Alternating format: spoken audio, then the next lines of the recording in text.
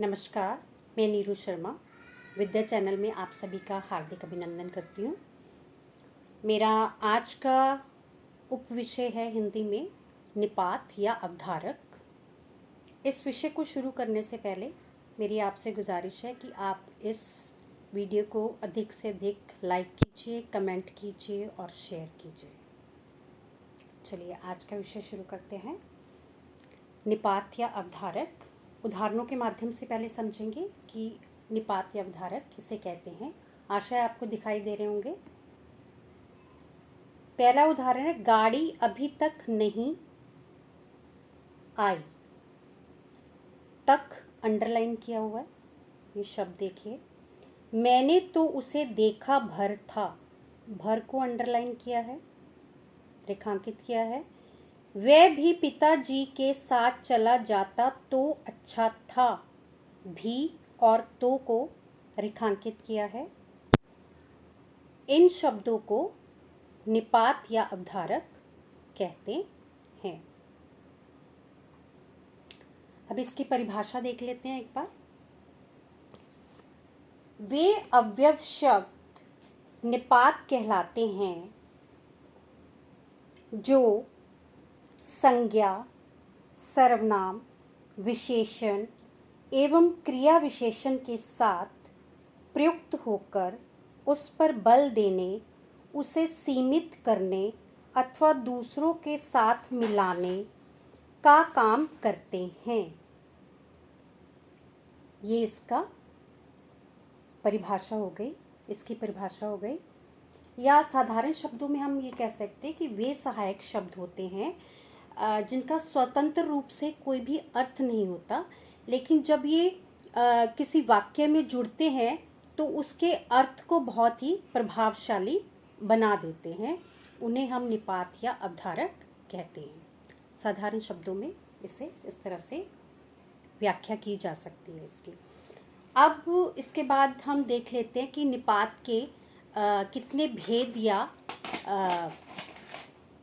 इसके कितने भेद हैं या प्रकार हैं इसके। ये भी मैं आपको फ्लैश कार्ड की सहायता से दिखा रही हूँ। इसके 9 भेद हैं। निपात के 9 भेद हैं।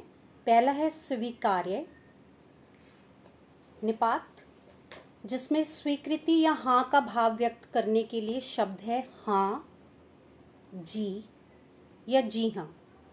इसका वाक्य देखेंगे, जी मैं आज विद्यालय जाऊंगा। दूसरा निपात है नकारार्थक, जिसे नकारात्मकता या अस्वीकृति प्रकट करने के लिए बोला जाता है, जैसे नहीं, जी नहीं।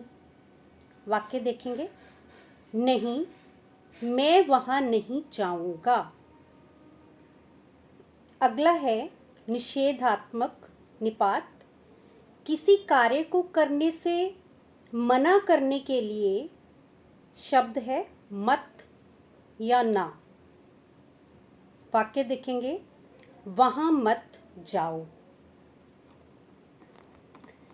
उसके बाद आ जाता है प्रश्नबोधक निपात, प्रश्न पूछने के लिए वाक्य के अंत या शुरुआत में प्रयुक्त किए जाने वाले शब्द हैं, जैसे क्या।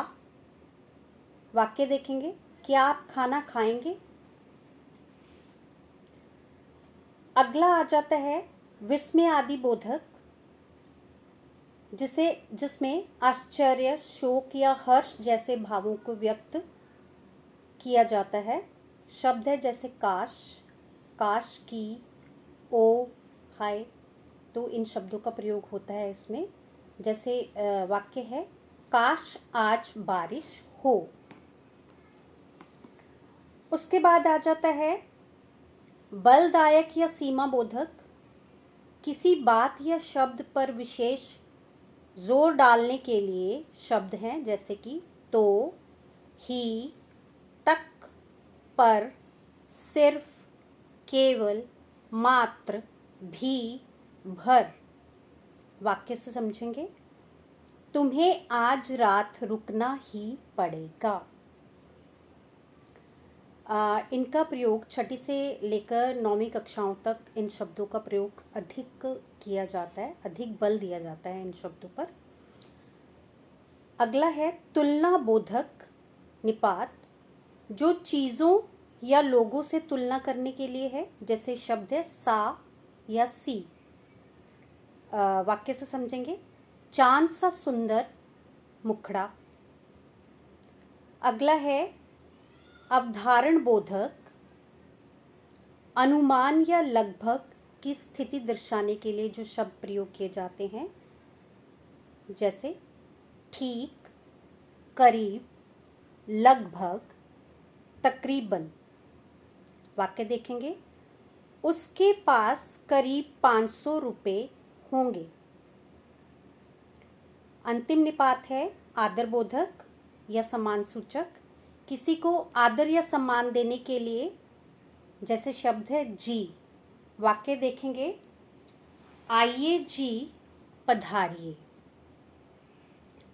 इस तरह से निपात के 9 भेद हैं, जिनमें से छठा जो है बलदायक या सीमा बोधक, ये छठी से लेकर 9वीं कक्षाओं में अधिकतर करवाया जाता है।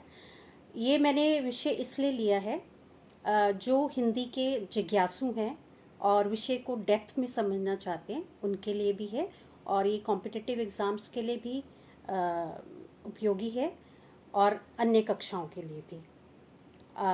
मुझे आशा है कि आपको मेरा ये विषय बहुत अच्छा लगा होगा और समझाने का तरीका भी अच्छा लगा होगा।